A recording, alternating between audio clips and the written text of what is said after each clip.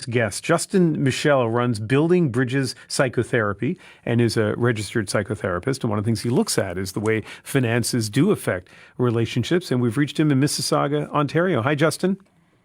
Hi, Ian. Thanks so much for having me. Yeah, well, thank you very much for speaking with us. Our viewers on CBC News Network can see you. I can see you as well here in the studio via Zoom or however we connected with you.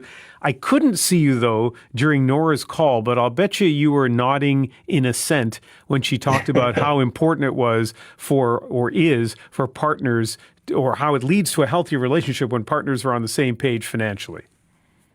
Absolutely. And that's something that I work a lot with couples when we're doing either therapy to help couples before they decide to get married, or whether it's just couples working through their issues. Often we are talking about financial compatibility and navigating some of those differences that come with it.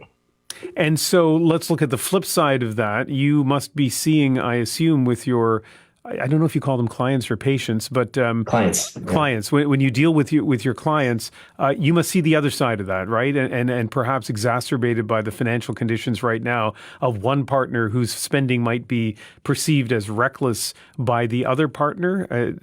That must be so tough on a relationship. Absolutely. I've worked with so many clients where that is the main issue that they come and talk to me about, is that you have one partner that thinks, okay, with our little discretionary income, we should be spending it on things that will help us or things that will bring us some joy. Whereas you have maybe some other partner that might say, no, with the little discretionary income, we should use it to pay down debt, or we should save it. And it can be such a challenge to work through. But couples do work through them together, often in couple therapy. Yeah, so give me an example. And obviously, it's a really complex thing, and you don't just do it in the time it takes to the 1 minute it takes to answer this question on the radio. But how do you deal with that? Where you have one partner who, like, you have two different worldviews when it comes to finances, and it's Right. constantly creating tension, and the issue is spending. How do you bridge that gap? So what I like to do is focus on goals. I try to find out what are the common things that both partners are looking for. And often in a romantic relationship, a go-to goal is that both partners want the relationship to work. And part of that is both partners want each other to be happy. So by focusing on that as a strength, as opposed to focusing on the difference that one wants to spend, one wants to save or pay down debt, that can help facilitate the making of compromises and also help partners take each other's perspectives. That it's like, you know what? Hey, this thing that might make me really happy. This thing that might make my partner really happy. If I put myself in my partner's shoes, I can understand now, okay, actually does bring me a lot of joy. I want my partner to be happy. Or, hey, if I spend money, I can now understand that this really upsets my partner and I actually don't want to upset my partner.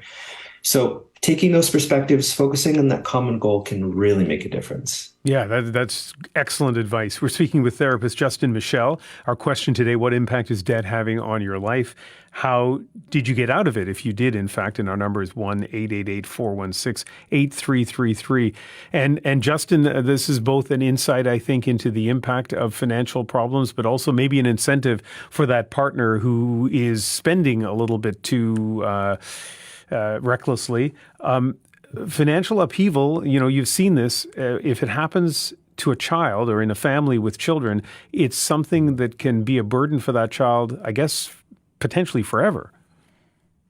Absolutely. It can really make a difference on a child's relationship with money as they grow into adulthood. If I grew up in an environment where money was very tight and I was often told, no, we can't afford this, then I might see money, I think as a caller was mentioned earlier, I might see money as something that is very scarce. And when it's scarce, I'm very careful.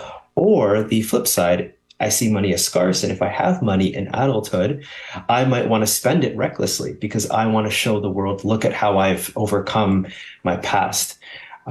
So it can really have an impact that does carry on through adulthood. And then that can, of course, carry on into relationships. And that's, what we do in therapy is we talk about childhood. We talk about how the way you were raised can impact who you are today and further your relationships.